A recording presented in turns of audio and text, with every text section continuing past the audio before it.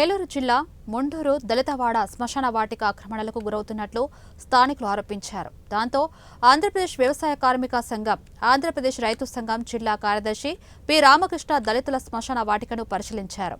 ఈ సందర్భంగా ఆయన మాట్లాడుతూ, దళితులకు చెందిన శ్మశాన భూముల రక్షణ కోసం 2005 సంవత్సరంలోనే అప్పటి ప్రభుత్వం జీవో 1235 తీసుకువచ్చి దళితుల శ్మశాన భూమికి రక్షణ కల్పించిందన్నారు. అన్యాయంగా ఆక్రమణలకు గురవుతున్న దళితుల శ్మశాన వాటికలను పరీక్షించేందుకు ప్రభుత్వం తగు చర్యలు తీసుకోవాలని డిమాండ్ చేశారు. ఈ కార్యక్రమంలో రైతు సంఘం జిల్లా కార్యదర్శి కె శ్రీనివాస్ తదితరులు పాల్గొన్నారు. కె శ్రీనివాస్, ఆంధ్రప్రదేశ్ రైతు సంఘం ఏలూరు జిల్లా కార్యదర్శి.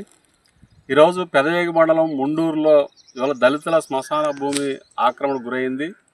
గత అనేక సంవత్సరాలుగా మా శ్మశాన భూమి ఆక్రమణకు గురైంది. మా భూమి ఏదైతే ఉన్నదో 6 ఎకరాల 28 సెంట్ల భూమిని మాకు అప్పగించండి అని చెప్పేసి వాళ్ళు దళితులు ఆందోళన చేస్తూ ఉన్నారు. అయితే ప్రభుత్వం ఏమాత్రం కూడా పట్టించుకోవడం లేదు. ఇది చాలా దుర్మార్గం అని చెప్పేసి మేము భావిస్తూ ఉన్నాం. ఎందుకంటే ఇవాళ నోరు లేని దళితుల శ్మశాన భూమిని ఆక్రమించడం అంటే ఇంతకంటే దారుణం ఏముందని చెప్పేసి అడుగుతూ ఉన్నాం. ఇటీవల కాలంలో దళితుల మీద దాడులు కూడా పెరుగుతూ ఉన్నాయి ఈ గ్రామంలో. కాబట్టి ఈ దళితుల మీద దాడులు చేసే పరిస్థితి కూడా కనబడతా ఉంది. ఇది చాలా అన్యాయం అని చెప్పేసి కూడా భావిస్తూ ఉన్నాం. కాబట్టి ప్రభుత్వం వెంటనే, ప్రధానంగా జిల్లా కలెక్టర్ గారు, ఆర్డీఓ గారు, ఈ మండల తహసీల్దార్ గారు వెంటనే స్పందించి ఈ శ్మశాన భూమిని వెంటనే సర్వే చేసి ఆ భూమిని దళితులకి అప్పగించే విధంగా చర్యలు తీసుకోవాలి. ఈ శ్మశాన భూమిని ఇవాళ చూస్తామంటే ఏ డెవలప్మెంట్ ఇక్కడ కనబడట్లా. కాబట్టి శ్మశాన అభివృద్ధికి కూడా చర్యలు తీసుకోవాలి, ఫెన్సింగ్ వేయాలి.